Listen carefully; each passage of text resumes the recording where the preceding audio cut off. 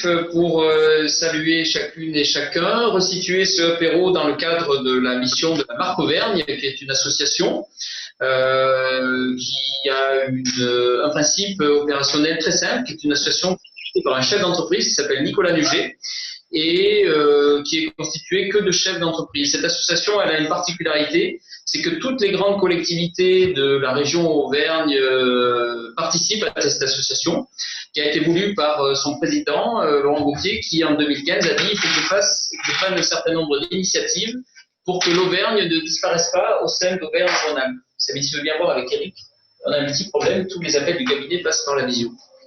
Et donc, cette volonté, c'était de faire en sorte que l'Auvergne existe et ne disparaisse pas au sein d'Auvergne-Rhône-Alpes. Dans cette association, je le redis, qui est pilotée par des chefs d'entreprise, qui est financée à 80% par la région, on a pris un certain nombre d'initiatives et d'objectifs stratégiques très simples. On a 3 objectifs stratégiques pour concourir à notre objectif de faire en sorte que l'Auvergne existe. Le premier objectif stratégique, c'est de donner de la fierté et de travailler le marketing territorial comme on a pu le faire en mode Cantal, dans le Cantal avec ce petit rectangle rouge qui dit Cantal. On le fait en mode Auvergne que Vincent reconnaît, mon cher ami Vincent Aldon, et on le fait maintenant avec un petit autocollant bleu qui dit Auvergne. Cet autocollant bleu qui est notre marque, qui est notre emblème, on le fait rentrer et une des principales choses qu'on a fait, c'est de le faire rentrer dans le logo de l'ASM par exemple. Le jour où on a reçu, merci Vincent, le jour où on a reçu le logo du président de Cromière, de faire rentrer le logo de la marque Auvergne dans le logo de l'ASM, eh bien on a franchi un palier très significatif sur la dimension fierté. Donc le premier axe de travail stratégique, c'est travailler la fierté. Le deuxième axe de travail stratégique, c'est travailler pour nos entreprises. En fait, on est très à l'écoute des besoins de nos entreprises et on met en œuvre ce qu'ils nous demandent. Quand l'année dernière, on avait un gros problème de recrutement, on a mis en place un dispositif qui s'appelait l'Auvergne Recrute, en allant jusqu'à mettre 100 000 euros d'achat digital sur l'Auvergne Recrute. Voilà. Le message dans les opérations que je pilote, il est toujours très efficace. Il y a la volonté d'être efficace. On a un problème de recrutement, notre naming de notre opération, ça s'appelle l'Auvergne Recrute. Là, depuis la crise Covid, il y a un problème de confinement. Nos chefs d'entreprise, notamment sur la partie fromagère, que connaît bien Marie-Hélène, on a été sollicité par des chefs d'entreprise qui avaient des problèmes pour vendre les fromages. Et donc, on a mis en place très rapidement une plateforme. On a été les premiers à mettre en place cette plateforme qui s'appelle Acheter en Auvergne. Et donc, cette plateforme, Acheter en Auvergne, vend les produits d'Auvergne de manière digitale. Vous voyez, donc on cherche à répondre aux attentes de nos entreprises. Donc, premier axe stratégique, travailler la fierté. Deuxième axe stratégique, travailler avec nos entreprises en réponse à leurs demandes. Et troisième axe stratégique, travailler en réseau, sans avoir peur du mot réseau. Chacun a un réseau. La famille est le premier des réseaux, les amis est le deuxième des réseaux. Et à l'Auvergne, il y a un certain nombre de personnes qui travaillent en réseau, qui se revendiquent de la fierté d'être auvergnat et qui travaillent avec nous. De ce point de vue, on a rallumé un dispositif qui est très utile à l'Auvergne, qu'on avait rallumé en mode Cantal, en travaillant sur l'aspect des journalistes, et notamment des journalistes parisiens. Merci Sophie. Et donc ces journalistes, on les a mis en réseau au travers d'un réseau qui s'appelle l'Auvergne Press Club. Voilà les actions de la marque Auvergne. Et quand j'ai repris cette association, il y a maintenant 2 ans et demi, il y avait un système, effectivement, Eric l'a dit, qui préexistait et qui s'appelait les apéros. Et donc, moi, j'avais jamais été à un apéro, j'y suis allé, et très rapidement, au sortir de ce premier apéro, la personne qui s'en occupait s'appelait Véronique Jal à l'époque, et donc j'ai dit à Véronique que ce dispositif, on va le garder parce que je le trouve très bon. Et voilà comment le dispositif des apéros concourt à notre axe réseau, parce que je considère que c'est un réseau qui se travaille et qui se met en œuvre au travers de ces apéros. Et vous allez voir, notamment les jeunes étudiants de l'IUT, des gens avec beaucoup d'énergie entrepreneuriale, qui vont venir vous parler au travers de leur pitch, de leur présentation, en quelques minutes de la présentation de leur projet. C'est l'occasion pour moi de remercier Eric et Nicolas, qui sont les 2 animateurs du Cantal de ces apéros, qui font un gros travail d'animation et de back-office. Ben, très clairement, sans eux, on ne serait pas là. Et donc, je profite de l'occasion, chers amis, pour saluer votre engagement désintéressé. Hein, ils sont vraiment bénévoles dans cet engagement et ça mérite d'être salué. Tout à l'heure, Lucie nous parlera de son projet également, qui est un projet très, très subtil, très féminin, et on a hâte de découvrir ta présentation. À ma gauche, Xavier qui nous présentera, lui, son projet autour de la nourriture et des insectes. Et oui, Jeanne, la prochaine fois que nous allons faire un repas de Noël, nous allons manger des insectes. Ta mère ne le sait pas encore. Et à ma droite, Daisy, qui est une jeune femme remarquable, qui est une infirmière, j'adore les infirmières, et ma femme est infirmière. Et Daisy a un talent extraordinaire que j'adorerais avoir, c'est qu'elle transforme une idée en un coup de crayon, en un dessin. J'aurais adoré avoir ton talent, Daisy. Merci d'être là. Emma, la grande organisatrice, le relais de Fanny Agostini, qui est venue se baigner dans l'eau glacée du Cantal avec son mari Henry Land, qui est un Américain, qui sont venus s'installer en Auvergne tous les deux. Et Emma viendra nous parler de l'incubateur Landestini Cantal-Auvergne. Nous avons le plaisir d'avoir une élue du département du Cantal, en la personne de Marie-Hélène Roquette, qui est la binôme du président Bruno Faure, qui nous fait l'honneur de sa présence cet après-midi, qui s'intéressait à nos travaux et qui voulait participer. J'ai donc proposé à Marie-Hélène de venir physiquement participer. Merci de votre accueil. Merci Marie. Et ensuite, Stéphane, qui nous parlera de son projet autour des jardins, si j'ai bien compris. Voilà. Donc, chers amis qui êtes réunis, vous êtes dans une réunion virtuelle qui est un apéro qui se retrouve dans ce dispositif associatif qui est la marque Auvergne. Nous sommes très heureux de vous accueillir au conseil départemental du Cantal pour la partie logistique, et je remercie les filles du cabinet qui ont travaillé en relais avec Jessica, qui est la petite main derrière beaucoup des actions que nous menons avec la marque Auvergne, avec Cécile Cubizol également, qui rendent tout ce travail possible. Merci à chacune et à chacun. Après cette introduction, je laisse aux deux animateurs, Eric et Nicolas, le soin de prendre la main. Et Jeanne, ce soir, il y aura interro surprise. Je t'appellerai pour savoir si tu as bien écouté tout. Maintenant, on va parler de ma nièce très prochainement. Merci François-Xavier. Donc, bienvenue à tous. Vous êtes nombreux, vous êtes plus d'une cinquantaine à nous rejoindre pour ce apéro virtuel. On ne va pas tarder à commencer parce qu'il y a quand même pas mal d'interventions. On va, avec Nicolas, on est très heureux que vous soyez là. C'est la première fois qu'on organise un apéro virtuel. Donc, voilà. Donc, j'espère que ça fonctionne, que tout le monde nous entend et tout le monde nous voit. On va commencer tout de suite donc par notre premier pitcher. C'est Emma Castel, qui va nous parler de l'incubateur Landestini Cantal-Auvergne. C'est un incubateur en faveur de l'alimentation et de l'agriculture durable et au service de la préservation de la biodiversité. On va en savoir un peu plus. Voilà Emma, donc je te laisse la parole. Merci Eric. Alors, bonjour à tous, je suis très heureuse de pouvoir en quelque sorte vous déconfiner un petit peu et puis partager ces petits moments avec vous aujourd'hui. C'est sûr que ça aurait été beaucoup plus sympa auprès d'une bière et probablement beaucoup moins stressant pour moi. Donc, je suis là pour vous présenter l'incubateur Landestini Cantal-Auvergne que j'ai en charge de développer à Aurillac. Donc, chez Landestini, on croit qu'il est temps que chacun puisse se reconnecter à la nature et c'est essentiel à nos vies. On croit dans les richesses et les capacités du monde rural.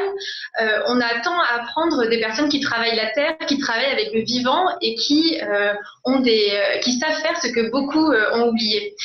On croit qu'il y a besoin de rééquilibrer ces ressources rurales avec celles des villes, et notamment des jeunes qui sont pleins de projets, d'énergie, en quête de sens pour appliquer leurs compétences.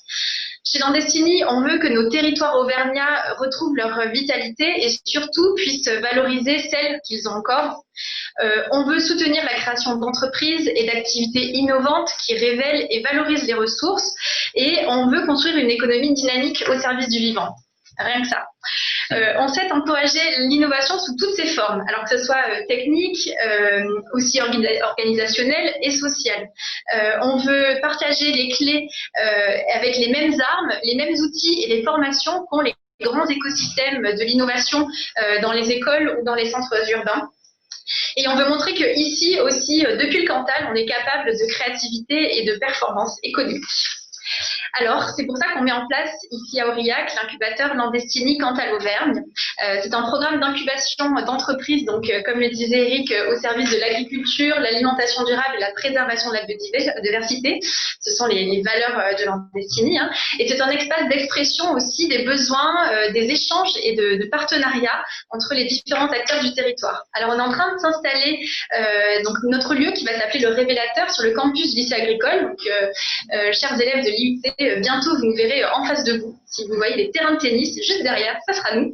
On a commencé déjà donc le programme d'incubation donc au 1er octobre avec une première promotion de 11 entrepreneurs qu'on va accompagner pendant 1 an et demi et qu'on aide à structurer, on les aide à pousser leurs ambitions, leurs valeurs à travers d'échanges individuels chaque semaine et de formations collectives.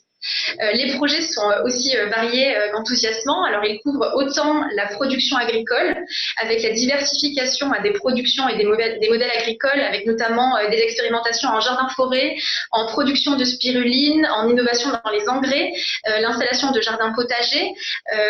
Ça passe aussi par, bien sûr, la transformation, avec une laiterie à Saint-Urcide qui cherche à exploiter le lait jusqu'à la dernière goutte. Bien sûr, on aborde la question de la distribution, avec un projet de réseau de distributeurs automatiques de produits locaux à travers l'Auvergne. Et on va jusqu'à l'éducation et des outils à la consommation avec notamment le projet de Terratitude qui propose à la fois des outils donc, de sensibilisation donnant la voix aux agriculteurs, qui a une chaîne d'information, des livres pour enfants et une application à visée nationale pour rendre accessibles les circuits courts. Alors, tous les projets cherchent non seulement à réduire les impacts environnementaux, avec notamment donc, Step One qui produit des gels sans eau à reconstituer chez soi et qui expérimente avec nous la microproduction au niveau national organisée au plus près du consommateur. On cherche aussi à expérimenter des techniques qui valorisent la biodiversité, avec notamment du monitoring et de l'analyse environnementale par les abeilles. Et on va jusqu'à explorer des outils de développement humain et des consciences pour faire rayonner et exister partout des personnes qui savent se réaliser au quotidien et rester actives et créatives face aux enjeux que notre société traverse. Ça, vous l'avez bien compris, on a besoin de se réinventer. Alors moi, je viens d'un territoire où on produit plutôt des melons que un grand territoire agricole à herbage et dans l'élevage et le fromage. Et du coup, c'est avec beaucoup d'humilité que moi j'aborde cette mission ici de développement de l'incubateur. Donc je voulais... Merci. Et donc, je voulais remercier tous ceux qui soutiennent en fait l'incubateur et qui ont si bien su m'accueillir autant professionnellement ici dans le Cantal que personnellement. Et vraiment, j'étais loin d'imaginer que c'était ce qui se passerait en arrivant à Aurillac. Et donc, c'est déjà une très belle réussite de ce côté-là.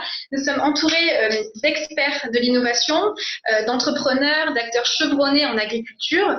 Et au-delà de la promotion des 11 privilégiés qui font partie donc de l'incubateur, nous partageons l'essentiel de nos ressources au profit de tous les entrepreneurs et de tous les porteurs de projets du territoire dans ce que nous appelons la communauté entrepreneuriale Landestini, qui est une communauté ouverte. Alors si vous vous reconnaissez dans les valeurs d'échange, de partage, d'enthousiasme, de volonté de travail sérieux, mais sans jamais se prendre au sérieux, si vous voulez suivre, soutenir les projets ou rencontrer d'autres entrepreneurs, n'hésitez pas à rejoindre cette communauté et puis à me contacter. Je serai ravie de vous rencontrer très prochainement autour d'une bière. Merci. Bravo. Merci Emma. Alors, est-ce qu'il y a des questions, des interrogations? Pour le moment, non. Mais... Pour l'instant, n'hésitez pas. Toujours pas. Non, c'est pas Tout à fait. Alors, est-ce qu'on peut situer l'incubateur sur Aurillac? Alors, prochainement, il sera au lycée agricole, donc derrière le château Saint-Étienne. Et pour l'instant, on a des bureaux à la Maison des compétences, qui est un autre lieu de l'entrepreneuriat à Aurillac. D'accord. Vous pouvez venir, enfin, quand on pourra. Donc, pour l'instant, vous pouvez me rencontrer par mail et par téléphone. Et alors, comment ont été sélectionnés les incubés? Alors, on a été très surpris parce qu'on a eu une trentaine de contacts et 23 candidatures précises. Notre objectif était d'en avoir 5. Donc, c'est pour ça qu'on en a choisi 11. On les a sélectionnés alors sur plusieurs critères, donc principalement les valeurs et l'innovation qu'ils apportent au territoire et la capacité à embarquer le reste de l'économie locale. Donc, même si ce sont des projets qui sont en dehors du territoire, et vous allez en voir un juste à la fin de ce apéro, on cherche à ce qu'ils aient des impacts dans le Cantal et qui montrent le dynamisme du Cantal et de l'Auvergne en général. Est-ce qu'il y a d'autres questions? Non. Donc, à l'incubateur d'Aurillac, il n'y a pas que des Cantalous, donc il y a ces Auvergnats. Oui, et il y a même des personnes qui sont carrément en dehors du territoire, donc notamment on a un groupe d'étudiants qui travaillent, donc je parlais tout à l'heure de l'innovation pour les engrais, qui travaillent sur la recherche des lentilles d'eau comme engrais, et ce qui nous intéresse, c'est que ces lentilles pourraient être cultivées par chacun des éleveurs, en fait, et ça pourrait faire des compléments de revenus. Donc ça nous intéresse aussi de ce point de vue-là. Et on a même des Aurillacois qu'on n'a pas pu sélectionner, dont Xavier qui notamment est là, alors qu'il y a plein de projets super intéressants sur le territoire, et toutes les personnes qu'on n'a pas forcément pu sélectionner, on les garde proches de nous et dans la communauté entrepreneuriale, et on partage tout ce qu'on peut, donc notamment en termes de réseau et tout ça. Voilà. Il y a un seul incubateur pour Landestini qui est sur Aurillac. Oui. Et pourquoi Aurillac? Pourquoi pas? C'était ça l'idée. On a été en fait bien accueillis et encouragés à venir ici par le département et la région. Et donc, on est heureux d'être là. Et moi, je me suis vraiment dit, pourquoi pas en arrivant. Parce que pour moi, Aurillac, c'était juste une des parties des sketchs que je faisais avec ma petite sœur en refaisant Alain Gillot-Pétré, pour les moins vieux d'entre nous, qui disait toujours, il y a Aurillac, et donc nous, on disait tout le temps, il y a Aurillac, il fait moins 18. Mais ce que je ne savais pas, c'est qu'Aurillac, il fait froid, mais il y a beaucoup de soleil. Et donc ça change tout. Bravo, merci. Et alors, le programme d'un incubé, ça dure combien de temps? Combien de temps il passe ici? C'est sur place, c'est à distance? Avec le confinement, j'imagine que ça va être un peu plus compliqué. Alors, c'est compliqué, mais comme tout entrepreneur, quand on a un mur, on le repeint, on lui passe dessus, on fait autre chose. Effectivement, alors c'est un incubateur qui est physique et virtuel dès le départ, en fait, parce qu'on est assez conscient qu'Aurillac, pour faire venir des entrepreneurs qui sont en dehors du territoire, parce que c'est un des enjeux aussi, d'avoir des entrepreneurs qui sont en dehors du territoire et qui découvrent le Cantal, il a été pensé de toute façon virtuel et physique depuis le début. Donc ça ne nous pose pas tellement de problème. On a d'ailleurs fait une session la semaine dernière où tout le monde était là via Zoom, qu'on connaît très très bien aussi. Delphina qui est là parmi les participants pourra vous en témoigner. Et donc, ce qu'on demande à chacun des incubés, c'est d'être disponible pour le projet environ 1 jour par semaine. Donc chez lui ou ici, et 1 heure par semaine avec moi, ils font du travail individuel, donc c'est du coaching, de la structuration, de poser des objectifs, réfléchir à l'ensemble de sa mission, travailler sur les dossiers comptables, enfin, voilà, tout ce qu'il y a à faire pour développer une entreprise. Et toutes les 3 semaines, on met en place des sessions collectives, donc de 2 jours, où tous les entrepreneurs participent et qui sont des cours un peu plus larges sur l'entrepreneuriat. Et ce sont ces sessions-là, quand il est possible, et quand on n'est pas dans des ateliers très très spécifiques sur des projets des uns des autres, parce que l'idée de l'incubateur, c'est que c'est une toute petite communauté, comme une classe qui s'aide entre elles aussi. Quand c'est possible, on ouvre ces séances-là, donc il ne faut vraiment pas hésiter. Là, comme on s'organise de plus en plus, on envoie les programmes de plus en plus à l'avance, et toute personne qui veut participer et profiter des ressources peut se joindre à nous, soit physiquement quand ce sera possible, ou via Zoom. Donc là, ils ont attaqué en septembre. En octobre. En octobre. Donc la durée de l'incubation, ça équivaut à combien de mois? C'est prévu pour 18 mois, donc 1 an et demi. D'accord. Voilà, donc on relancera une promotion au plus tard, du coup, en janvier 2022. D'accord. Voilà. Mais en fait, on continue, c'est quelque chose de très dynamique, et la communauté est très dynamique. On est de plus en plus identifiés sur le territoire. Il y a beaucoup de gens qui nous appellent, et ça, suite à l'article dans le Cantal à venir, on a beaucoup de gens qui nous contactent pour venir nous aider parce qu'ils sont passionnés par un ou plusieurs des projets ou par l'entrepreneuriat. Et donc, on est ouvert et dynamique, et on s'adapte au fur et à mesure à cette dynamique-là qui arrive. Et sur les projets qui auraient besoin d'accompagnement, donc on les fait rentrer dans la communauté entrepreneuriale, le deuxième cercle, et puis on essaie de les diriger vers les différents acteurs du territoire, les autres incubateurs, et on essaye tous de travailler en bonne intelligence pour aider tous ceux qui veulent monter des entreprises et puis qui ont des besoins techniques. Donc, n'hésitez pas, surtout pas à nous contacter, et on trouvera bien un moyen de vous aider d'une façon ou d'une autre. Alors, on a une question de Marie-Gaëlle. Comment se déroule l'accompagnement des incubés? Combien de personnes composent l'équipe accompagnante? Alors, donc il y a plusieurs formes d'accompagnement. Donc moi je suis à temps plein sur l'incubateur et je suis aidée par Nelsina qui est dans les participants, qui est à mi-temps et qui aide notamment l'ensemble des entrepreneurs landestini sur leur stratégie de communication et sur tous les aspects de communication et d'engagement des entreprises. On a aussi la chance d'avoir Emeline qui est une stagiaire qu'on a fait venir de Paris. Donc, la deuxième parisienne qui vient habiter à Aurillac, qui travaille, elle, sur des questions de développement d'économie et d'innovation dans l'économie. Et ensuite, on est entouré, donc on a bien sûr Henri et Fanny qui soutiennent sur différentes compétences qu'ils peuvent partager avec les incubés. Les incubés entre eux en fait se forment parce que chacun a des compétences et donc notamment Stéphane qui déjà a 2 entreprises peut tout à fait former à certains sujets les autres entrepreneurs. Et puis, on a tout un réseau d'experts. Donc, on fait intervenir quand besoin est différents experts sur tous les sujets que vous pouvez imaginer. Voilà. Alors, on a une question de Yérim. Alors, je pense qu'il a voulu dire un incubé plutôt qu'un incubateur. Possède-t-il le statut d'entrepreneur? Car même si les incubateurs les aident, est-ce qu'ils sont eux-mêmes des entrepreneurs? Alors, je ne suis pas sûre de bien comprendre la question. En fait, oui, je pense que… je peux parler en même temps vu que celui-là. Voilà. Oui. En fait, ce que je voulais savoir, c'est que est-ce que même un incubé, il a lui-même le statut d'entrepreneur? Si lui-même, il est considéré, on va dire, comme quelqu'un qui mène à bien un projet comme les autres entrepreneurs qui cherchent à créer leur start-up ou entreprise? Oui, bien sûr. En fait, les incubés sont des entrepreneurs. D'ailleurs, on les appelle les entrepreneurs landestini. Et donc certains en sont au stade vraiment tout début de l'idée, vraiment de l'œuf. Et puis il y en a d'autres qui sont plutôt des poussins ou des poulets qui ont déjà créé leur statut juridique et qui savent déjà ce qu'ils veulent vendre. Donc on accompagne à différents stades le développement de l'entreprise. Alors, une autre question de Brice. Est-ce que c'est possible de venir si nous sommes déjà entrepreneurs? Oui. Je viens de répondre, du coup, merci. Alors, vas-y, Brice. Donc la réponse est oui, Brice. Donc ça dépend de quoi tu as besoin, parce que si on peut t'aider ou pas.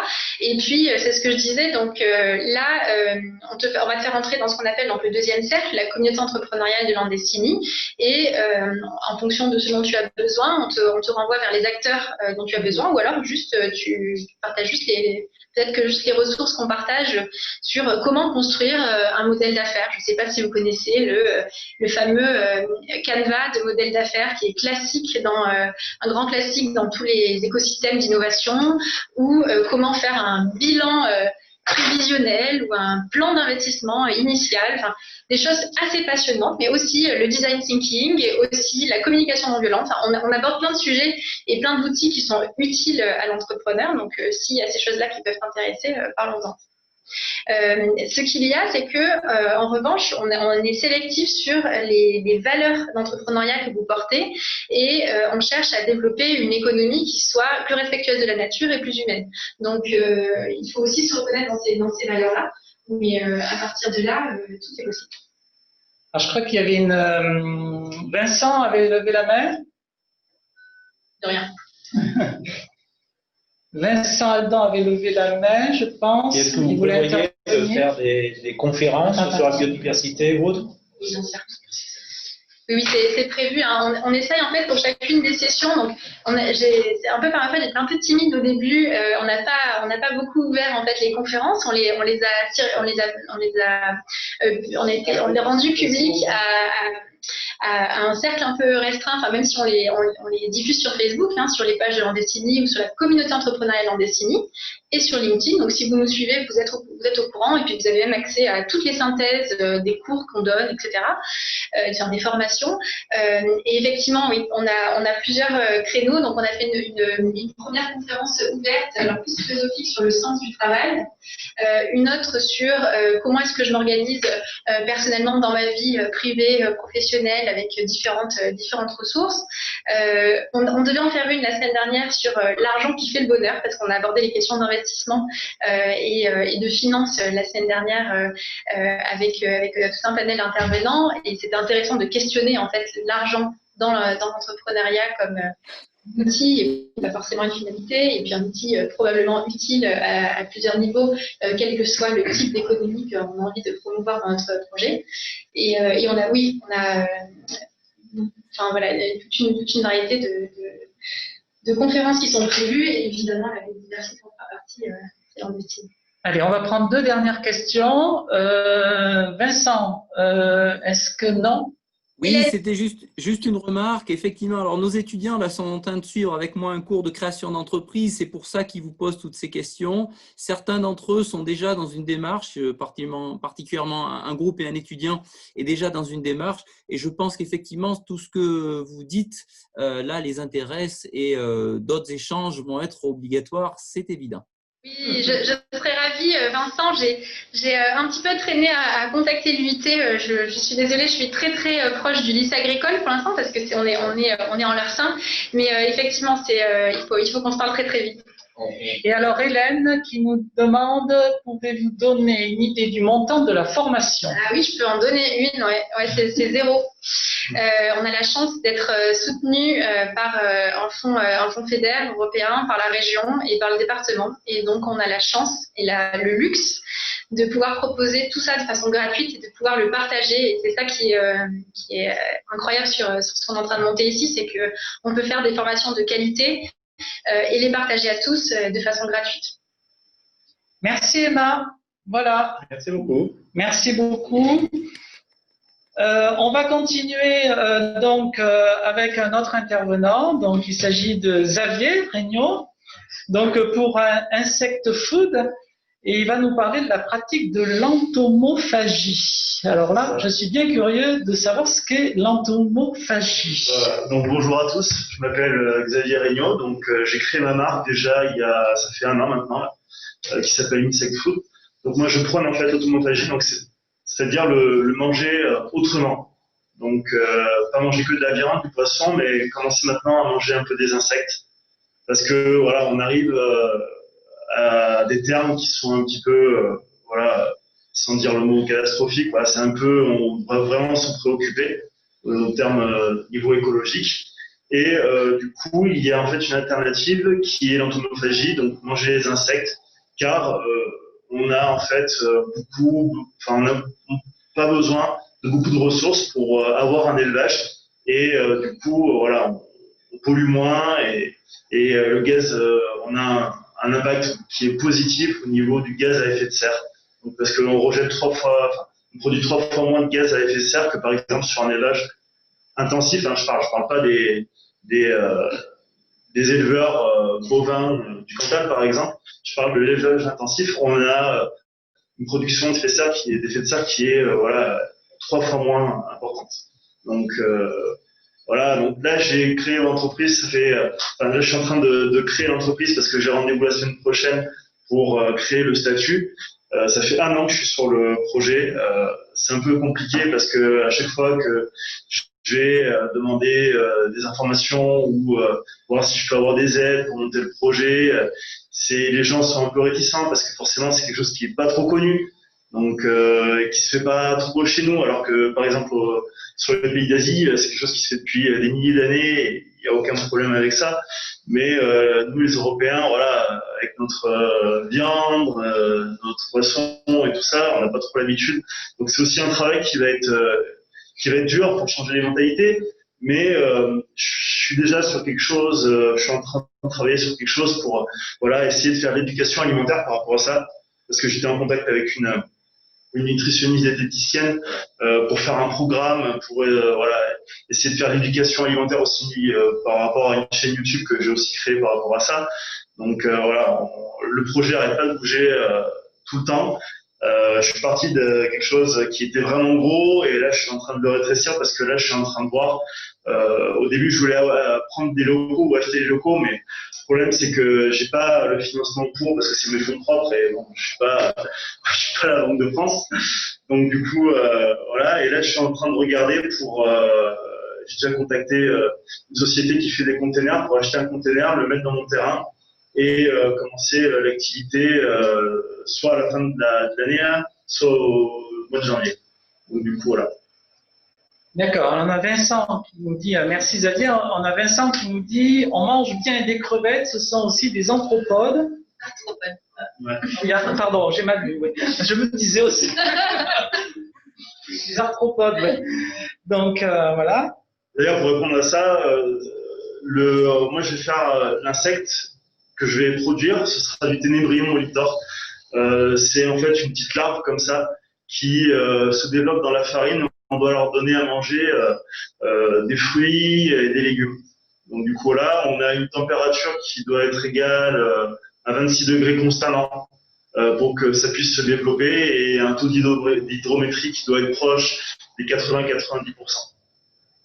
Et alors on a Serge qui nous pose une question. Comment ? Et la finalité. La finalité, voilà, la finalité du coup, c'est alors en ce moment, je peux pas viser le marché de l'alimentation humaine parce qu'en fait, on a une loi qui s'appelle la loi des novel food qui a été faite en 2016, il me semble, où on interdit la consommation d'insectes parce que c'est quelque chose qui est nouveau. Donc du coup, on n'a pas assez de recul, mais là, on est le dernier pays d'Europe à pas l'autoriser. Donc, ça sera de l'alimentation animale. Ce sera, pour l'instant, là, je vais commencer à faire de l'alimentation animale, que ce soit pour les piscicultures, pour les élevages de volailles et aussi pour les élevages de porcs. D'accord. Alors, ça rejoint un peu la question de Serge. Bonjour Serge, au passage. Quel est le produit final, sous quelle forme? Donc, alors, il y a 3 produits finaux. Le produit vraiment cru, c'est-à-dire vivant. Le produit qui va être déshydraté et le produit qui va être fait sous forme de poudre. Voilà, sachant que plus l'entreprise va, si jamais l'entreprise, d'ailleurs, elle se crée, ce qui va bientôt être le cas, si on est dans de bonnes conditions pour pouvoir voir plus large et qu'on a les fonds, le but serait de faire des gâteaux, des aliments à base de farine d'insectes. D'accord. Voilà. Alors, on a Théo qui nous dit, j'ai déjà eu l'occasion de tester un restaurant utilisant certains insectes pour ses plats. Le restaurateur était également l'éleveur de ces insectes. Le projet est-il de proposer des insectes à la grande distribution ou alors via Internet? Plus via Internet. D'accord. Alors, avoir une chaîne YouTube est-il nécessaire selon vous pour sensibiliser les plus jeunes?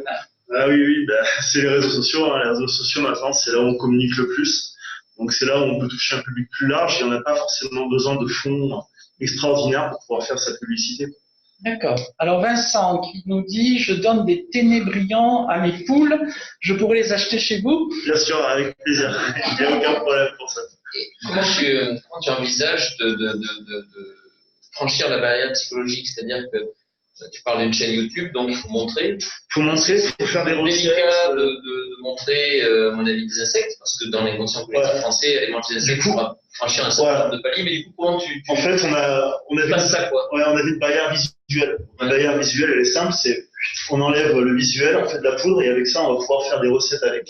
Et le but, c'est de mettre sur la chaîne YouTube la farine d'insectes, et de dire, voilà, avec la farine d'insectes, je peux faire ça. Voilà, je peux faire ça, ça, ça. Alors, il faudra manger ça et ça, parce que forcément, c'est un taux de protéines qui est presque 2 fois supérieur à celui de la viande.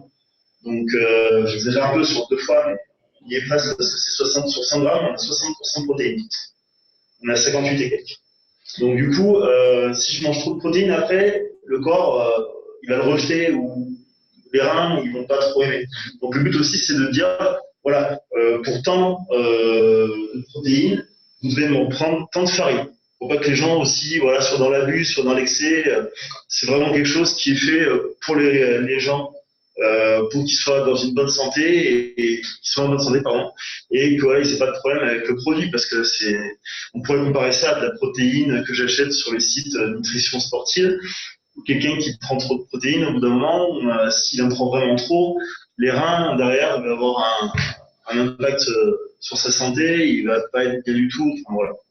Le but, c'est vraiment d'avoir un impact sur l'écologie et d'avoir un impact aussi sur la santé des gens. Sur la question du déblocage des lois sur la nutrition humaine, Ouais. tu penses qu'on en est où, sachant que Insect, qui est la grosse start-up au niveau mondial, elle vient de lever 600. Ouais, c'est ça. Elle a levé juste le mois dernier 200 millions. Ouais, mais alors ça, c'est pas pareil. C'est des mecs qui étaient déjà dans le. Et puis du coup, ils vont appuyer le fait que ça devienne possible pour la nutrition animale. Ouais, ce qu'il faut savoir, c'est qu'ils ont reçu des aides de tout ce qui est grande distribution et tout ça aussi. C'est parce que voilà, forcément, ils commencent à s'y intéresser un peu, parce que c'est un produit qui demande moins de rendement, enfin, ça a plus de rendement, ça a moins de coûts. Donc forcément, derrière, il y a un enjeu économique. Donc voilà, mais c'est des gens qui sont sortis déjà de formation et qui ont un parcours pas comme le mien, c'est-à-dire qu'ils étaient déjà là-dedans au départ. Ouais. Et derrière, ils ont réussi à avoir des fonds et tout ça en allant chercher des industriels et puis voilà. Et donc du coup, ils vont pousser à ce que la réglementation pour l'alimentation humaine passe le plus vite possible, je pense, en Europe. Je sais pas trop pour l'instant, parce que pour l'instant, il y a le secteur animal qui représente quand même vraiment une bonne part du gâteau. C'est sûr que le but, c'est d'aller sur le secteur humain, parce que voilà, un humain consomme plus que certains animaux, et derrière, il y a un impact économique qui est beaucoup plus gros, mais ça se pourrait. Après, je pense que vu ce qui se passe en ce moment, c'est-à-dire le contexte économique actuel dans lequel on se trouve à cause du Covid et tout ça, à mon avis, ça va pas tarder à se débloquer. Je pense que d'ici 1-2 ans, ça se débloque. Parce qu'il y a pas mal d'étudiants qui nous regardent ou qui nous écoutent. Tu parlais de ta formation, justement, c'est quoi ta formation? Alors moi, je suis pas du tout là-dedans, moi j'étais dans le sport. D'accord. Donc j'étais professeur de judo et du coup j'ai fait aussi un bac économique et social. D'accord. Et du coup là je me suis mis à faire ça parce que j'ai un ami à moi qui fait un élevage d'insectes, lui, mais pour sa propre consommation, parce qu'il a des reptiliens. Du coup les reptiliens ils mangent les insectes.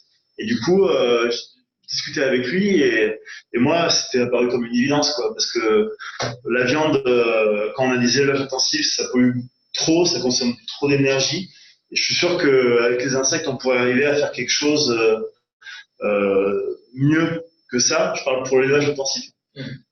Mieux que ça, et voilà, ça pourrait aider sur l'écologie et tout ça, sachant que c'est un cercle vertueux, parce que quand on va faire un élevage d'insectes, notamment de ténébrions, ça prend 6 mois jusqu'à la fin de l'âge adulte. Donc et un adulte pond tous les mois 320 œufs en moyenne, c'est une moyenne.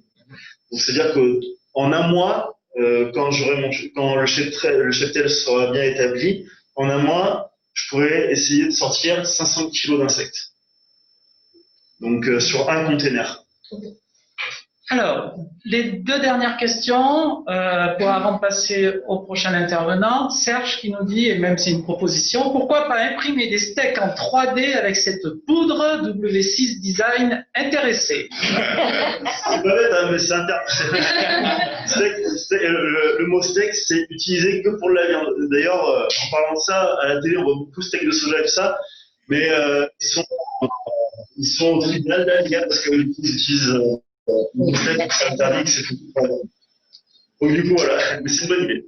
Et Vincent qui nous dit beaucoup de plats à base de viande contiennent déjà une proportion de protéines non carnées. Est-ce qu'on mangerait pas déjà des insectes sans le savoir, notamment pour des produits importés? Si, bien sûr que si. Bien sûr que si, sur toutes les chaînes de distribution, tout ça, de transformation des insectes.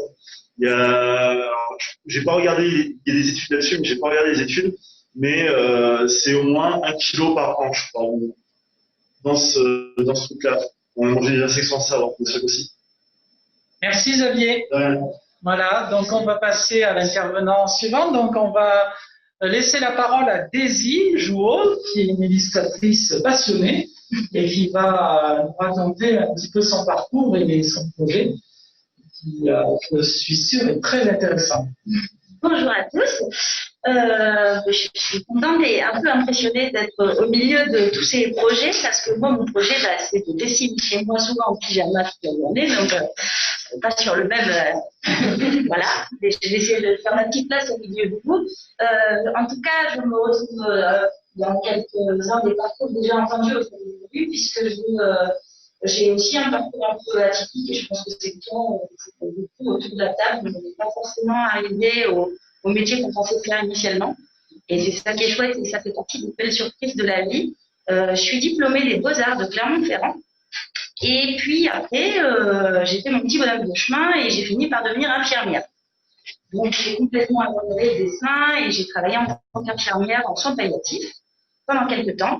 Et puis les surprises et les aléas de la vie font que parfois on est amené à remettre en question notre choix professionnel pour raisons personnelles, à la fois personnelles et familiales.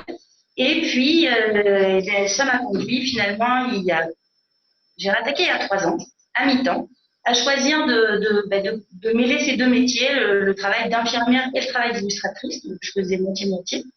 Et puis, depuis presque 1 an maintenant, je suis devenue illustratrice à temps plein. Je ne suis plus du tout infirmière. Et pour autant, mes compétences d'infirmière me permettent aujourd'hui d'avoir une certaine identité et certaines compétences en tant qu'illustratrice.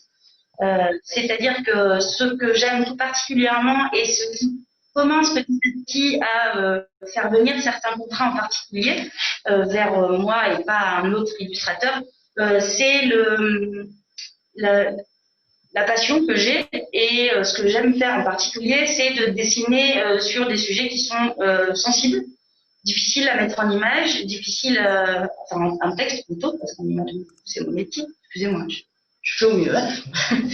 Des sujets qui sont parfois donc délicats à aborder de manière littéraire, des thèmes compliqués. Quand on parle par exemple du handicap, parfois comme dans les magazines, c'est pas toujours évident d'aller mettre des images autour du handicap.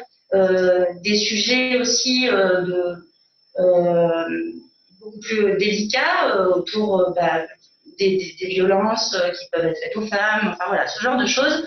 Moi, j'aime beaucoup dessiner autour de ça, j'aime me les approprier et j'aime me plonger dans le sujet pour les comprendre. Donc, du coup, ces compétences-là m'ont amené déjà à avoir pu réaliser certains contrats, et notamment certains avec le conseil départemental du Cantal, autour de sujets délicats. Actuellement, on travaille sur une planche de BD qui permet de mettre un petit peu en lumière le rôle d'un éducateur au sein de l'aide sociale à l'enfance, qui est un sujet quand même assez sensible.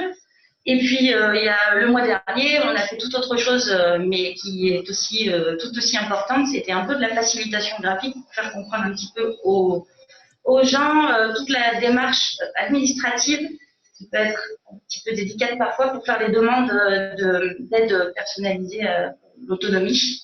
Donc, on a fait une double page illustrée pour mettre ça en image et que ça soit tout de suite visuel, tout de suite compréhensible, aller droit au but. Voilà, et puis après, à côté de ça, je fais quand même des choses plus légères parce que du coup, je travaille pour un peu toutes les entreprises, des associations, des particuliers, des maisons d'édition. Donc, j'ai fait des 4e de couverture pour un dossier de presse dernièrement. J'ai fait des choses plus engagées avec l'association Reporters sans frontières. Voilà, c'est le principe du dessin, c'est qu'en fait, on peut mettre en image n'importe quelle idée. Et c'est le choix de l'illustrateur après qui détermine un petit peu la sensibilité et la touche.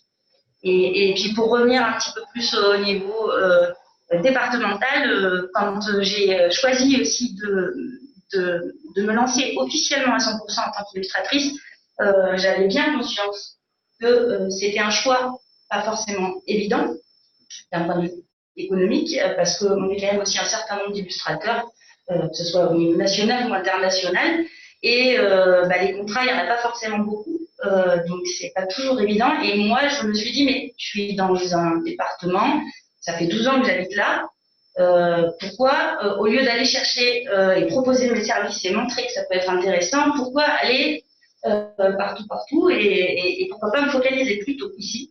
Et c'est ce que j'ai fait et c'est ce qui finalement me permet aujourd'hui de travailler régulièrement et c'est ce qui me permet aussi finalement d'étendre à la fois mon champ de compétences et aussi mes relations et donc d'avoir plus de contrats. Donc voilà, et voilà pour les grandes lignes. Après, à côté de ça, je fais des choses plus personnelles. J'ai eu déjà la chance de pouvoir être éditée par 2 maisons d'édition sur 2 livres jeunesse. Là, actuellement, j'en prépare un qui va peut-être décrocher. Là, je vais prévenir Sabine que le président cherche à la journée.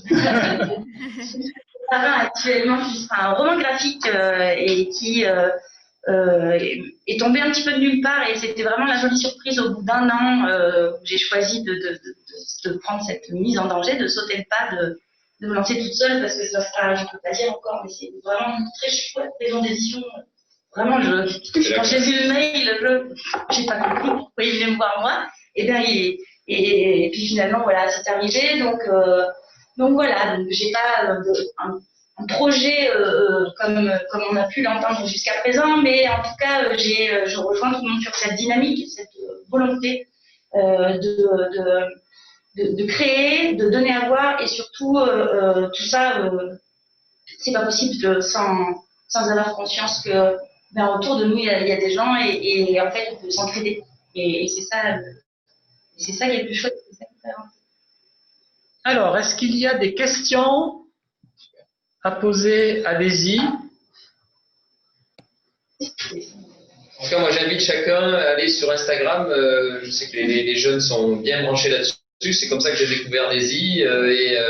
C'est quoi ton adresse? Oui, parce que du coup, le réseau, je rebondis, mais les réseaux sociaux, clairement, c'est un outil, comme tu disais, qui aujourd'hui fait venir, fait venir des contrats spontanément. Donc ça, c'est mon côté, c'est mon côté, les réseaux sociaux, mais donc je suis plutôt très active dessus parce que moi, je m'en sers un petit peu aussi comme book, finalement, je veux avoir tout. Et j'ai la chance d'avoir un réseau social Instagram qui fonctionne plutôt bien et qui m'apporte pas mal de contrats et vous pouvez regarder, c'est très léger, hein, je fais souvent des ponts entre la sensibilité et l'humour, donc soyez pas choqués si vous êtes amenés à découvrir mon univers, mais parce que j'aime autant pleurer de rire que pleurer de tristesse, donc je trace des ponts un peu entre tout ça, et voilà, c'est Daisy, c'est @daisy.dessine. Et c'est très sympa, et moi je l'ai découvert comme ça sur Instagram. C'est très sympa parce que c'est très différent de ce que j'avais vu comme trait jusqu'à maintenant ou comme façon de faire de la communication. Moi j'aime m'entourer de gens qui sont différents, pas comme moi, parce que c'est ça la richesse vient de la différence. Et pour avoir vu la plume, la patte, le trait de Daisy, c'est très féminin, c'est très épuré, c'est très sensible également, et de ce point de vue, ça mérite toute l'attention, et c'est la raison pour laquelle le conseil départemental, le président a été sensible à tout ça et a décidé de franchir le pas de cette communication, qui est assez rare pour un début. Le choix du trait, chaque illustrateur a sa propre patte, mais après le choix de l'outil en lui-même, même si essentiellement je travaille de manière numérique, comme aujourd'hui, sur tablette graphique, le choix, le sujet influencera le choix aussi du crayon en particulier, des couleurs. Voilà, il y a quand même pas juste du dessin derrière, il y a aussi une réflexion et une recherche graphique qui doit répondre aussi pertinemment au sujet. Quand on veut simplement en dessin faire passer un message qui est très compliqué, on ne va pas aller brouiller avec un visuel très compliqué. Et quand on fait des choses plus légères, et là parfois on peut se permettre d'être plus large. Et puis avec l'humour, là après on peut se permettre de tout faire. Alors, on a une question de Vincent. Qu'est-ce qui est le plus difficile dans la démarche? Dans la démarche de se lancer Peut-être on va ouvrir le micro à Vincent. Oui, tout à fait, c'est ça l'idée, ouais. Qu'est-ce qui est difficile dans la démarche? Parce que bon, on voit que ça marche plutôt bien, et là je me mets à la place des étudiants qui aimeraient se lancer peut-être et qui n'osent pas. Donc, quels conseils on pourrait leur donner? Alors, quand j'ai quitté un CDI, d'infirmière pour me mettre en tant qu'artiste-auteur à la Maison des Artistes. Donc là, effectivement, autour de moi, on m'a un peu regardé avec des yeux comme ça. On m'a dit, pourquoi en fait parce que plein de raisons. Et effectivement, c'est un choix qui se fait, mais de manière réfléchie. C'est-à-dire que derrière ça, il y a une famille, il y a des enfants, il y a des bouches à nourrir, il y a des factures à payer. Et donc, derrière tout ça, je me suis lancée une fois que j'avais monté mon plan d'action, entre guillemets. C'est-à-dire que là, à l'heure où je vous parle, j'ai encore 6 mois devant moi pour faire le bilan et me dire, OK, c'est bon, vas-y, tu continues, tu peux faire que ça à 100%. Parce qu'en gros, j'avais préparé un plan de 18 mois où j'avais des aides pendant un certain temps, je savais que j'avais certains contrats, et en fait, je voyais le bout du tunnel à 18 mois, quoi. 18 mois, je pouvais me dire oui, non. Donc là, au jour où je vous parle, il me reste encore 6 mois, et c'est le moment où ça commence effectivement à prendre, et je me dis, ça peut être viable. Après, le problème de ces statuts-là, c'est que quitter un CDI avec un salaire régulier tous les mois et la prime et le 13e mois pour quelque chose de très irrégulier, c'est-à-dire que je peux faire des mois où des fois je vais dire waouh, et puis après 2 mois après, il n'y a plus grand-chose pendant 2 mois. Donc c'est des choses très irrégulières, et en fait il faut être très organisé et il faut regarder loin, et il faut vraiment pour se donner la chance que ça marche, il faut aussi accepter que ça puisse éventuellement ne pas marcher. Et du coup, il faut tout donner d'un point de vue sécurité, quoi. Et l'opportunité, on peut tous la saisir, mais il faut pas tout quitter comme ça. Il faut se préparer un petit chemin et mettre quelques petits cailloux le long du chemin en se disant, bon, je peux aller jusque là et après je fais un point. Il faut le faire intelligemment. Voilà. Est-ce qu'il y a... On a parlé de la démarche d'effectuation. Est-ce que c'est celle-là dans laquelle tu t'es inscrite? Ça te parle ou pas du tout? J'ai pas bien entendu, désolée. La démarche d'effectuation, c'est ce que tu viens de dire? C'est celle que tu as mis en place ou... J'ai dit ça, moi. Je comprends pas. Une démarche d'effectuation. C'est comme ça que ça s'appelle. Bah voilà, merci. Voilà. Ouais. Et bien, effectivement. Voilà, on a vu ça avec les étudiants, et tu es complètement un exemple de ce que j'ai vu en cours avec eux la semaine dernière. Donc, merci. Parfait, ben merci, j'ai appris quelque chose. Voilà, et pour terminer, on a Messaline qui dit à Daisy, bravo pour votre trait, votre compte Instagram est très réussi. Merci, c'est vraiment très gentil, merci beaucoup. Voilà. Je vous préviens, soyez pas surpris, j'ai tendance à... Je suis assez brute de décrochage. On s'ennuie pas, vous voyez, c'est rigolo. Merci beaucoup, Daisy.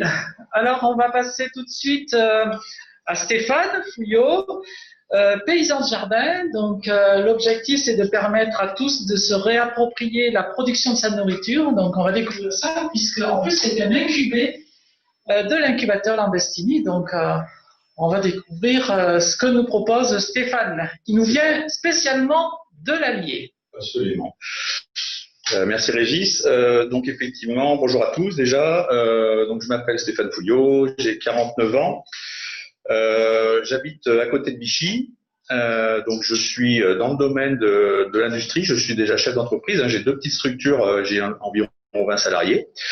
Mais par ailleurs, je suis passionné de jardinage et d'architecture d'extérieur. Donc au mois de mars, pour la première vague de Covid, j'ai contracté donc ce virus, et ça m'a couché 14 jours sur le canapé. Et comme tout le monde, je suis resté confiné.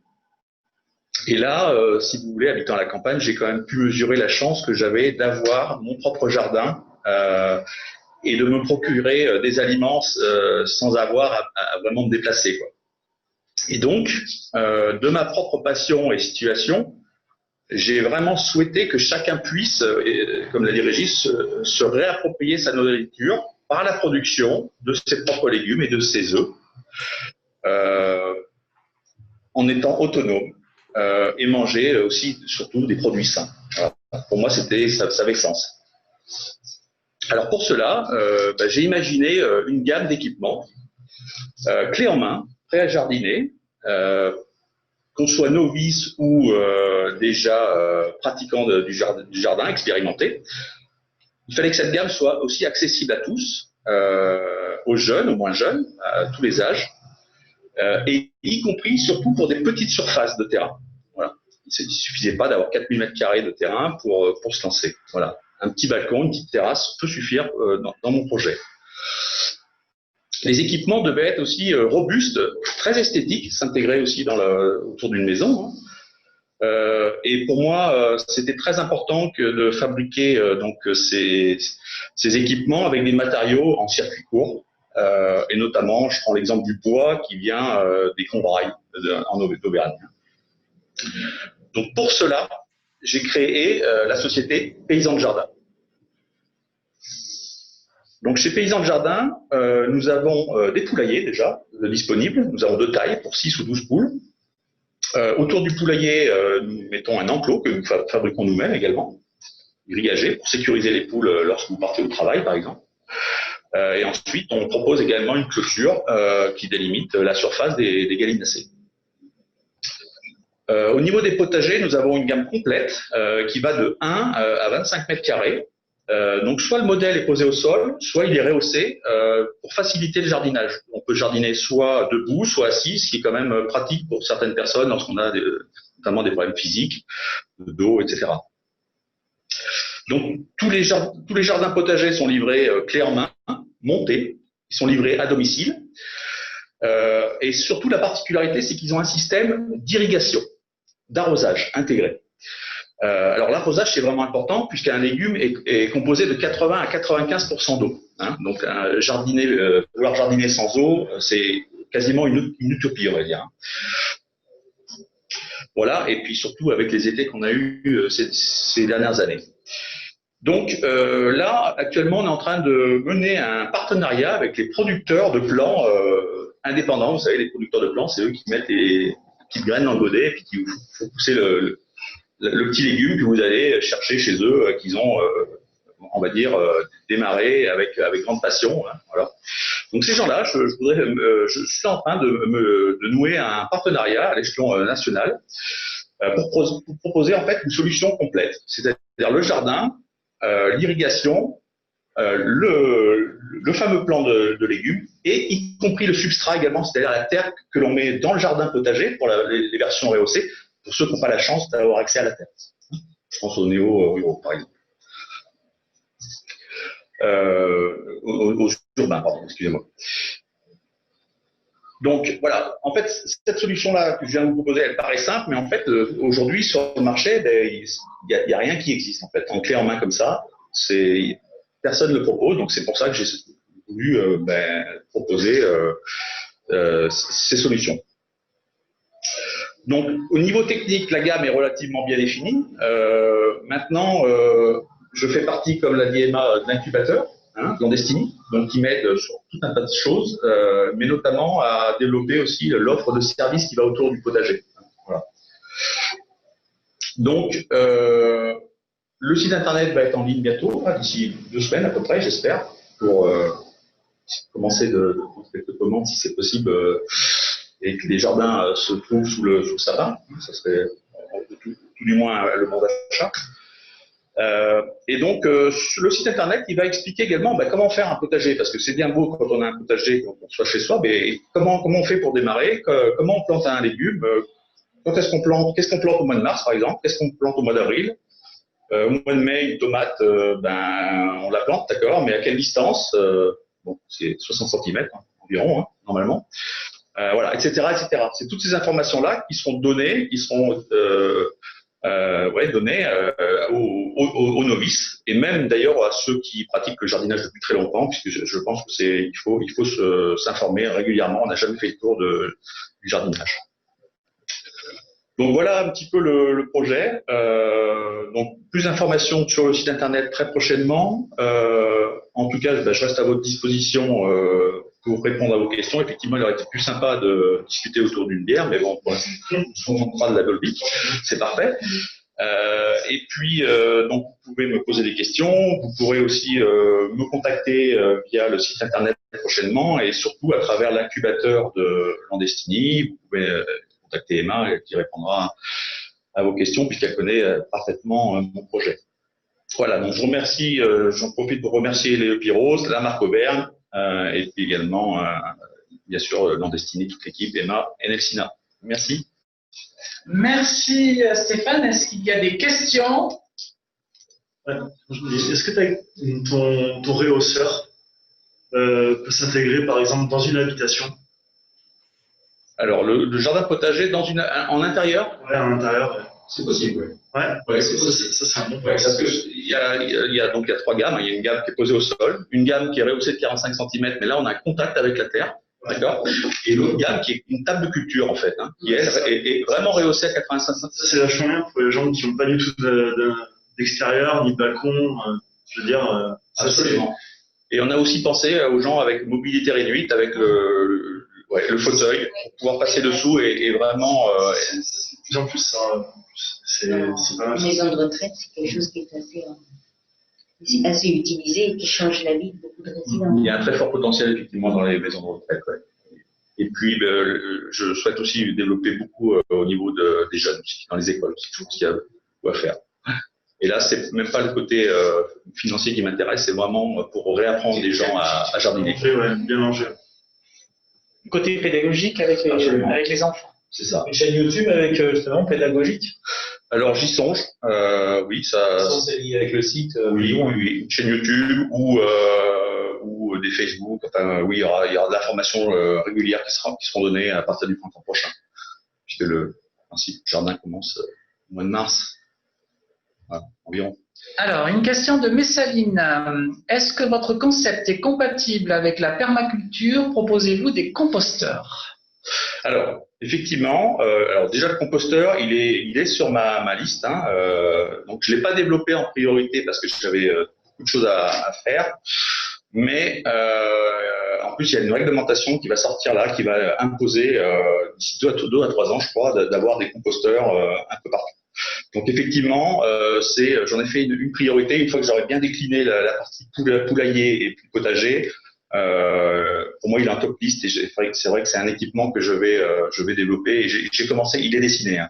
Et bon, après, il faut le fabriquer, faire un prototype, le tester. Enfin bon, c'est tout. Ça prend bien sûr des cycles de semaines et de mois à chaque fois, bien sûr. Okay. Sur la première question, est-ce que votre concept est compatible avec la permaculture? Alors, effectivement, la permaculture, c'est un mot qui veut dire beaucoup de choses. Effectivement, si la permaculture signifie pailler un jardin, produire beaucoup de légumes sur une petite surface, alors oui, effectivement, ça répond à la permaculture, clairement. Oui. Alors. Merci Vincent pour Didier Flippo. Effectivement, on est en lien avec lui sur cette question. Alors Marie-Gaëlle, avez-vous également dispensé des conseils pour l'élevage des poules sur votre site en lien avec la vente des poulaillers? Alors oui, effectivement, je donne des conseils pour les poules, notamment quelle surface il faut avoir. Effectivement, après, comment dirais-je,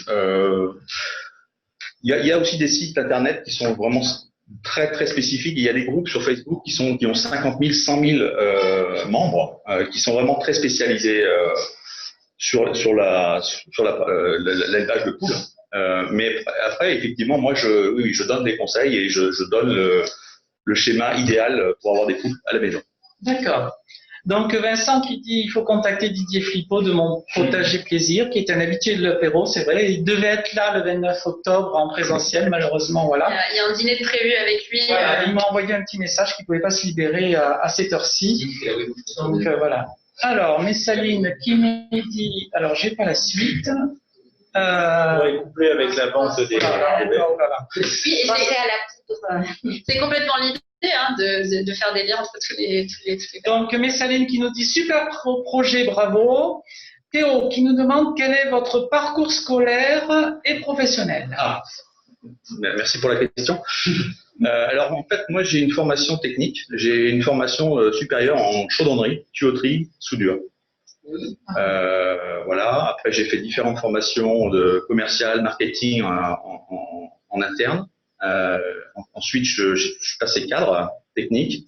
J'ai beaucoup voyagé aussi, je fais beaucoup de voyages à l'étranger, énormément. Et c'est peut-être ça qui aujourd'hui commence à me lasser, tous ces nombreux déplacements où je recherche plus une activité plus locale et plus, on va dire qu'il y a plus de sens, on va dire, lié à la terre. Donc pour répondre à Théo, je crois, c'est ça? Oui, c'est ça. Donc j'ai une formation technique, j'ai un BTS à l'époque, de chaudronnerie. Donc je travaille le métal et maintenant je me dirige plus vers le bois. Donc je pense qu'une fois qu'on travaille un matériau, on peut passer assez facilement d'une matière à l'autre sans trop de difficultés, je pense. Voilà. Et Vincent, qui fait le lien avec le projet de Xavier, pensez aux protéines pour les poules. Voilà. Elles vous remercieront. Il n'y a pas que les protéines, il y a l'engrais aussi, des déjections. Oui. Ouais. Voilà, merci Stéphane. Merci à vous, merci à tout le monde. Voilà. Et on va passer au prochain projet. Alors, Lucie, qu'on va entendre, on entend beaucoup parler de Lucie en ce moment dans les médias. Je vois beaucoup de choses passer sur Internet. Ben, elle va nous parler de son propre magazine, Scarlett Magazine. Donc, c'est consacré 100% au féminin auvergnat. Allez, vas-y. Lucie, pardon.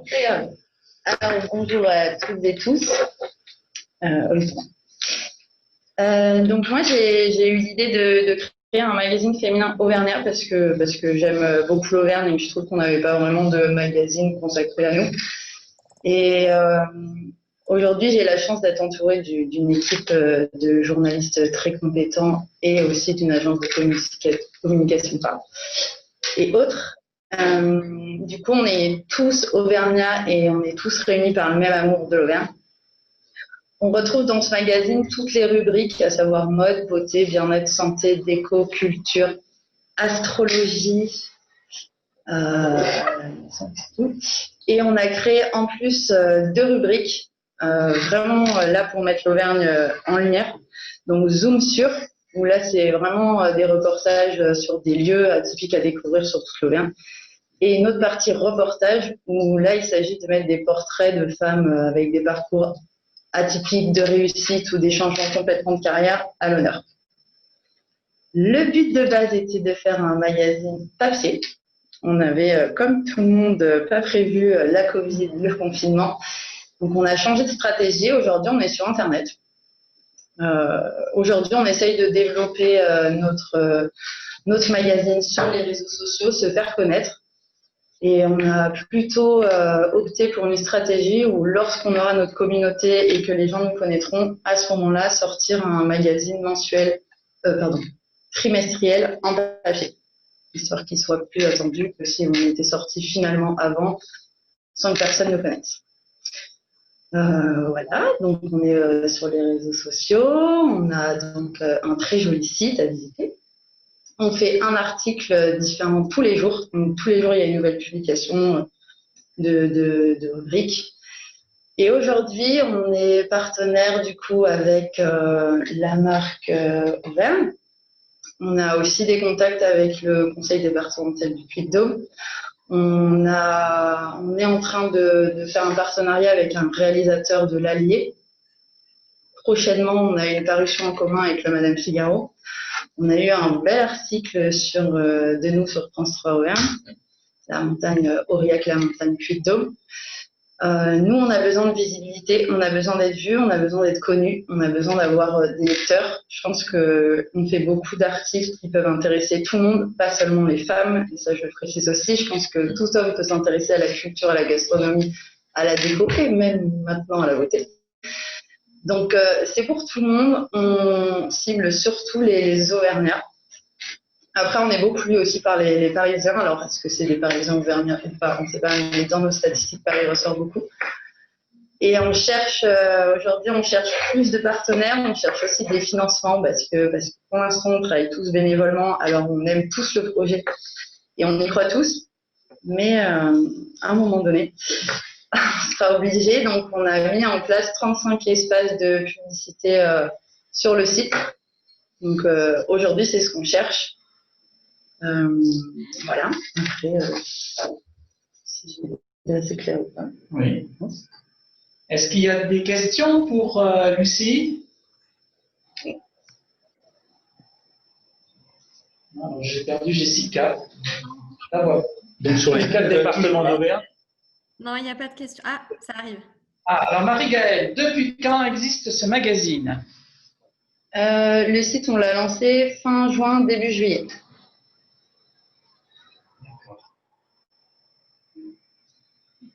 Si je comprends bien, c'est gratuit et à aucun moment vous imaginez dans le modèle économique que ça soit payant ou sur un système d'abonnement? Alors, vu qu'à la base, vraiment la stratégie, c'était de se faire connaître, tous les articles aujourd'hui sont gratuits. On voulait fonctionner avec un système d'encarts publicitaires à vendre sur le site, donc ça c'est toujours d'actualité.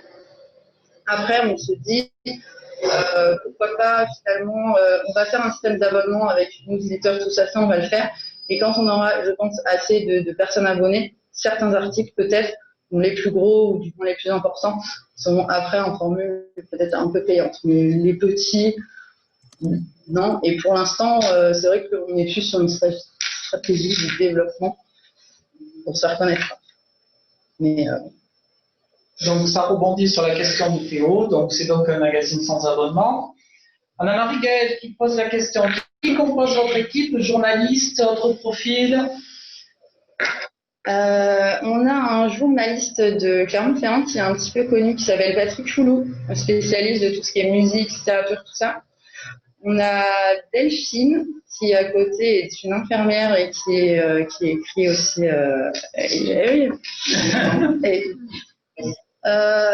Donc après, on a une autre personne qui s'appelle Fatih, pareil, qui était journaliste, mais pour les magazines un peu de luxe. Moi, j'ai un profil un peu atypique, donc voilà. On a Nicolas ici présent aussi qui s'occupe de nos réseaux sociaux et on travaille aussi avec l'agence de communication Asio qui est à Massiac. D'accord. Et on a Vincent qui veut poser une question, on va lui ouvrir le micro. C'est bon, c'est fait, voilà. Oui, le business model, là, quel est-il? Autrement dit, comment financièrement tu comptes retomber sur tes pattes? Est-ce que tu as calculé ça? Est-ce que tu as monté? Enfin, voilà, ça, le business model, c'est ce qu'on va voir avec nos étudiants aussi. Donc, c'est pour ça que j'intègre ce terme-là. Le business, le modèle d'affaires, quoi. Comment tu comptes? Est-ce que la publicité pourra suffire ou est-ce qu'effectivement tu en as partie répondu? Est-ce que ça va être les articles payants qui vont compléter? Voilà. Est-ce que tu peux nous en dire un peu là-dessus pour que ça nous aiguille? Merci. Alors, je pense que pour l'instant, on pourrait, si on arrive à vendre les 35 espaces de publicitaires sur le site, déjà, je pense que nous, on peut déjà tous se rémunérer et faire avancer le site.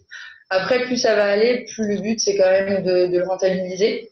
Et comme le but étant aussi de faire un magazine papier, qui dit magazine papier dit encart publicitaire beaucoup plus cher, puisque là, ce sera du coup sur papier et sur toute Auvergne.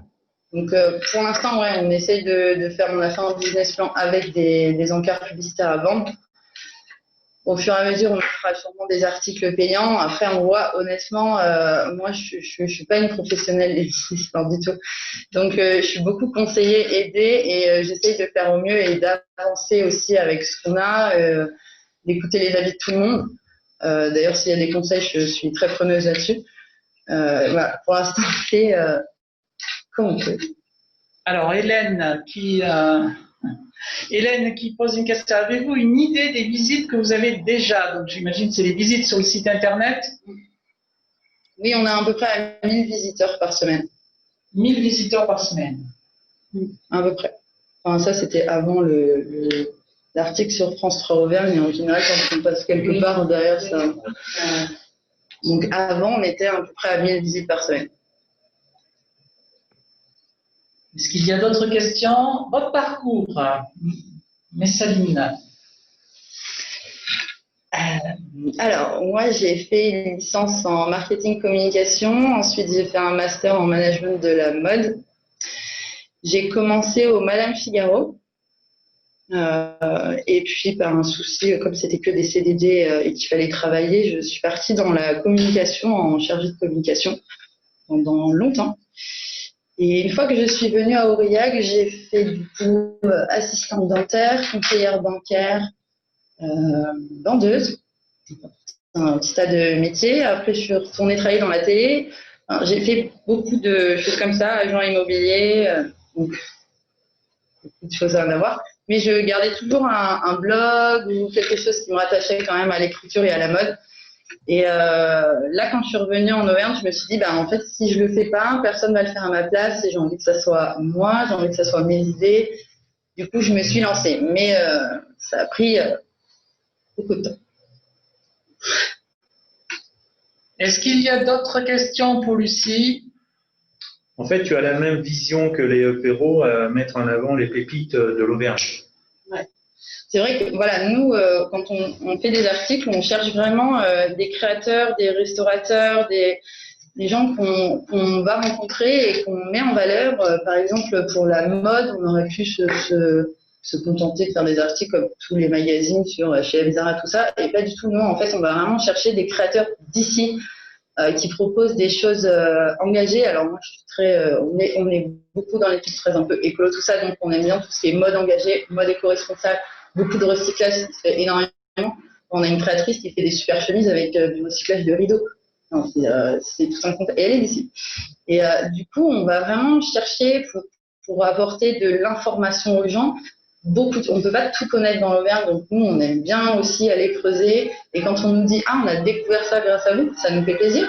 Et en plus, je pense qu'on mettre en lumière tous ces talents-là, qui ne sont pas forcément, ou c'est difficile pour tout le monde, nous, en fait, c'est ce qu'on cherche. Notre but, c'est ça, c'est vraiment de se dire « Ah voilà, en Auvergne, il y a une foule de talents, que ce soit dans des restaurateurs. » Là, je sais qu'une de mes collègues a été voir Benoît qui fait du caramel et qui avant était un chef étoilé.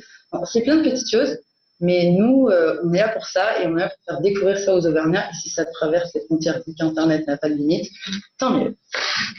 Alors, on a Messaline qui nous dit « Quelle persévérance !» Jessica, un parcours atypique enrichissant. Hélène qui nous dit « Petite idée, un article sur Recyclidée ». Je ne sais pas si Anne est là d'ailleurs, il me semblait qu'elle était inscrite. Et Gilles qui nous dit « Vous devriez vous rapprocher d'un magazine dans l'Allier sur Moulins sous le même format qui fonctionne très bien depuis 5 ans, Esprit, Sport et Bien-être ». Est-ce que tu connais? Mais je regarderai. Voilà, donc il y a un lien. N'hésitez pas à contacter Julie et Aude de ce magazine à Moulins. Est-ce qu'il y a d'autres questions? Oui. J'ai cité parce que je viens de regarder du coup les articles et c'est très beau. Et je trouve que l'esthétique, c'est hyper important et ça change aussi l'idée qu'on se fait ou qu'on peut se faire de loin en fait du monde rural, de l'Auvergne. Et en fait, voilà, on est aussi à la page, à la pointe que tout le reste en fait. Ça, c'est hyper important et hyper beau et c'est cool. On a travaillé avec du coup l'agence Asio à Massac de façon à faire un site qui soit moderne et pour nous rafraîchissant dans le sens où, pour ne pas citer des slogans qu'il y a eu très longtemps, on voulait se dire, l'Auvergne aussi, elle est moderne, on peut faire quelque chose de bien et pour nous, c'était important que ça soit dynamique. Alors bon, il y a du rose, mais il n'y a pas que du rose. Et voilà, on a essayé de faire quelque chose. Ouais. Nous, notre cible, vraiment, c'était trentenaire et plus. Donc, je pense que c'est ce qu'on a réussi à faire. Et merci en tout cas. C'est gentil. C'était le but. Merci Lucie pour cette intervention. Xavier, peut-être une question, oui. Tu vas faire ton format que sur papier après, plus tard, pour vendre des abonnements ou tu vas garder une partie Internet? Non, on va garder une partie Internet. Ouais, parce que par exemple, les gens qui sont dans l'écologie à fond, qui disent ouais, non, je ne vais pas acheter de journaux, est-ce que tu pourrais pas leur vendre un abonnement, mais sous numérique, c'est-à-dire par Internet? Si, ça, je pense qu'on va le faire. Après, quand on aura le magazine papier, je pense que le magazine papier pourra s'acheter, mais en version en ligne. Ouais, d'accord, voilà. Ouais. Après, moi, j'ai des retours par rapport à ça, c'est que souvent, là, c'est plutôt un magazine féminin ou masculin aussi. Alors moi, je me suis intégré dans cette entreprise parce que j'ai trouvé ça vraiment très luxueux et très très novateur dans le sens où on est aussi, on va mettre en avant l'Auvergne. Et c'est ce qui m'intéresse, moi, dans l'apéro. Et c'est ce qui m'intéressait dans son travail à elle. Et en discutant avec beaucoup de personnes, je me suis aperçu que les gens, ils aimaient avoir un magazine. Vous prenez le train, vous allez en voiture, vous allez au cabinet avec un magazine. Et c'est vrai que c'est moins pratique. Moi, je trouve que le numérique est beaucoup moins pratique pour lire les magazines de fond. Et je me fais un plaisir, moi, tous les jours, de poster sur les réseaux sociaux, sur les 3 réseaux sociaux, Instagram, Facebook et LinkedIn. Et parce que je lis tous les articles et après je retranscris à ma sauce, à sa sauce aussi, tout ce qui a été fait par les différents journalistes. Et je trouve ça vraiment très formidable de s'apercevoir que nous, déjà avec le Pérou dans le Cantal et après en Auvergne, Scarlett, elle réussit à trouver d'autres pépites qui existent et qu'on a du mal à faire venir et à montrer. Alors, elle a beaucoup de besoins, ça c'est clair et net, hein, des besoins financiers, des besoins aussi de visibilité. Donc, plus les gens vont en parler, plus ça va résonner et plus ça sera intéressant. Et le but, c'est aussi de toucher tous les Auvergnats de Paris, puisqu'il y en a énormément qui sont là-haut. Et tous les jours, moi, je suis aussi photographe. Et quand je parcours le Cantal, je me dis qu'on a une sacrée chance d'habiter dans le Cantal, réellement. Et on a des gens formidables. Et moi, je remercie aussi François-Xavier. Bon, je ne suis pas là pour passer la poudre, mais vraiment, il y a des gens comme lui et tant d'autres aussi que j'ai pu rencontrer qui sont porteurs de cette force qu'est le Cantal.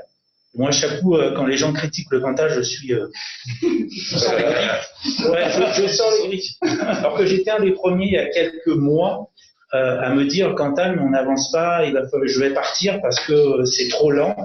Et depuis le premier confinement, je me suis dit, on est vraiment très très bien ici et il faut continuer à y croire.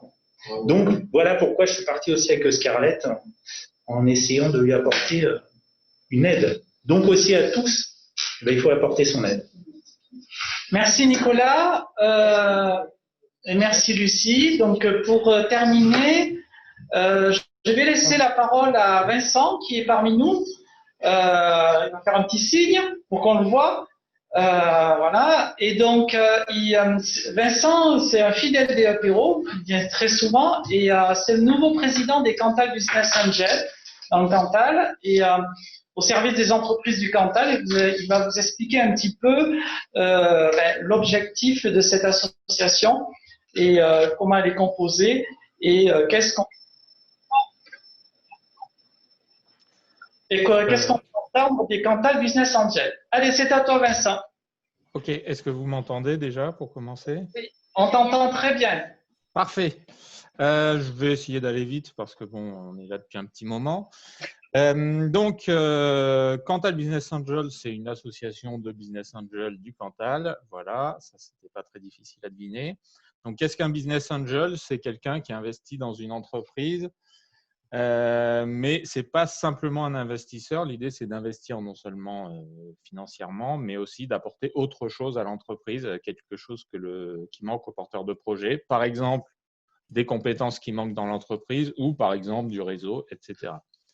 Donc, l'idée, c'est d'avoir un groupe de personnes, on est une vingtaine, qui sont à la fois en capacité d'apporter des fonds, mais d'autres choses aux entreprises. On est une vingtaine, on a à peu près une capacité d'investissement qu'on évalue autour de 200 000 euros.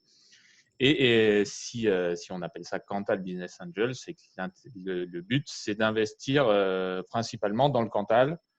Alors, dans le Cantal, le département à côté, ça se discute. Des fois, on a des projets qui peuvent rayonner par ici et qui sont un peu à la limite. Quelques exemples de projets dans lesquels on a investi. Il y en a deux que je peux citer notamment. C'est Mecatei, une entreprise qui fait de la robotique en Châtaigneraie. Pour lequel on a financé un projet de robot et il a financé un prototype. Maintenant, il fait de la production, il vend son robot. Et on a aussi financé dernièrement les lentilles blondes de Saint-Flour, voilà, pour une construction de bâtiments et puis les aider un peu à passer un cap en termes de développement de l'entreprise. Voilà, pour finir, comment ça se passe, l'idée, c'est de prendre contact avec moi.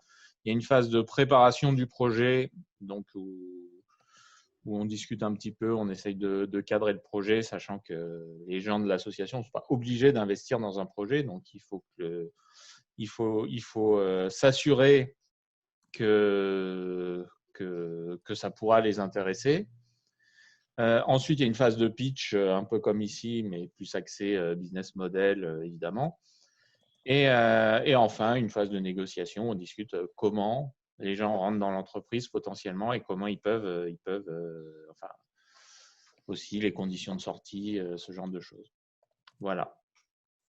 Est-ce que quelqu'un a une question à propos de ça?